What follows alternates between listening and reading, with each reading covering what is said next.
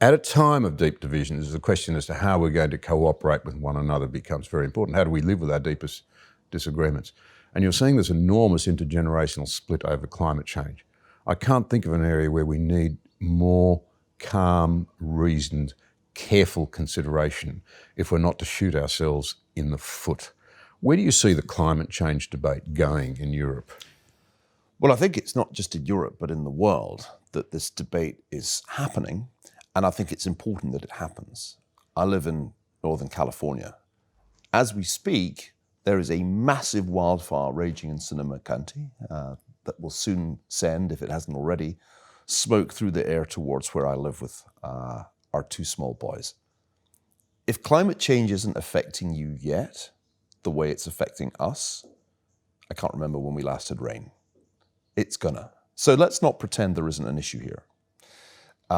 And in some parts of the world, the issue is really grave. And I fully expect there to be a deterioration that will affect some parts of Asia a great deal more severely than we're being affected. Rising water levels seem highly likely.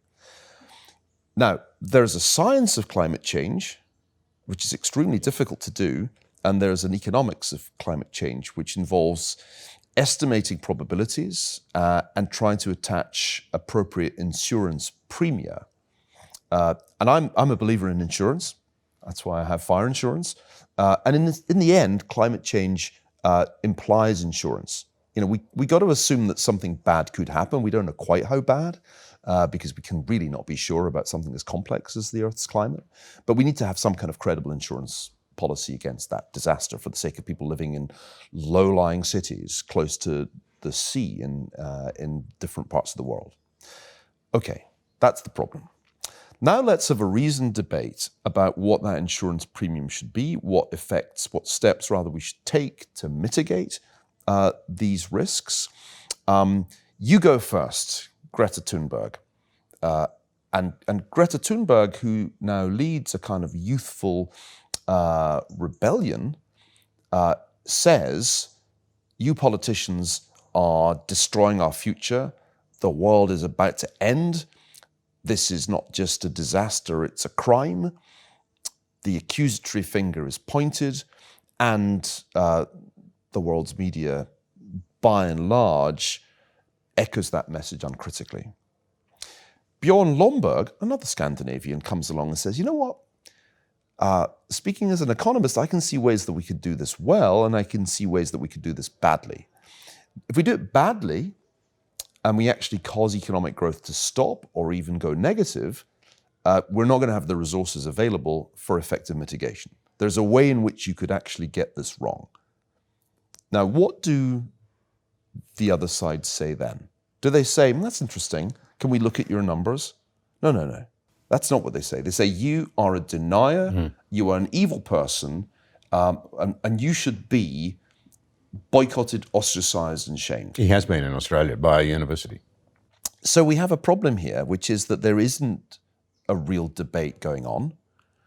There is virtue signaling and reputation destruction, and a great deal of heat and very little light.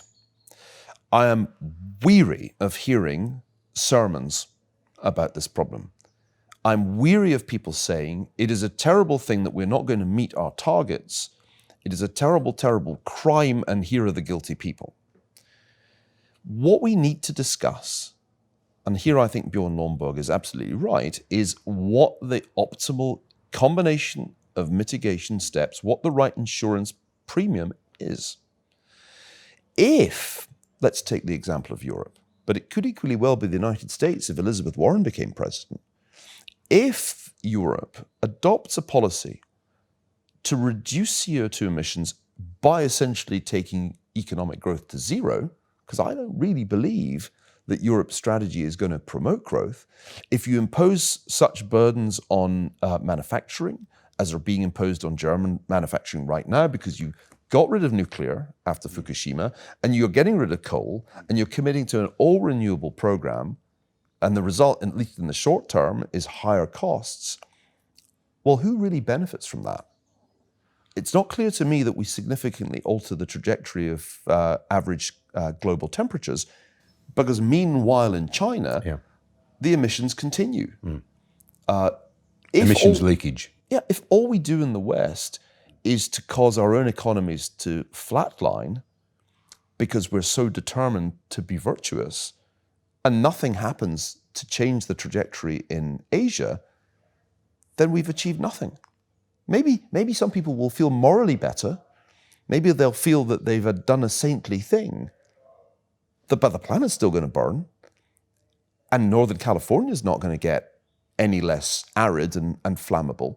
So where I get depressed is when I have to listen to speeches, whether it's Greta Thunberg or Al Gore, frankly, that are highly moralistic in nature, but don't address the question, what do we do about China? What do we do about India? How do we actually get CO2 emissions worldwide to be reduced?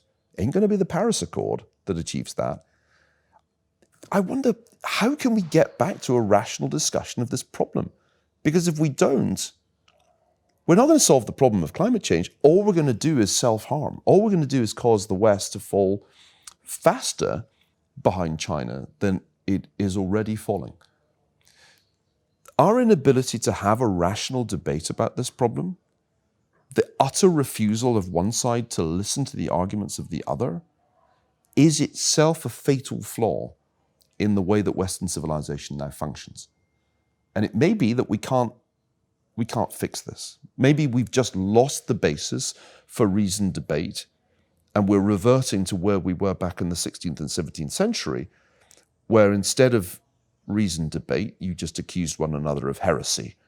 I think we've kind of got to that point again. You said earlier in the conversation, we've never been in such a bad place. I'm afraid we have.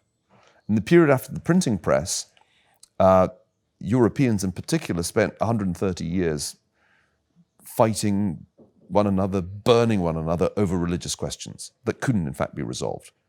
I feel as if that's happening in the realm of Western politics today, and it's a deeply depressing prospect.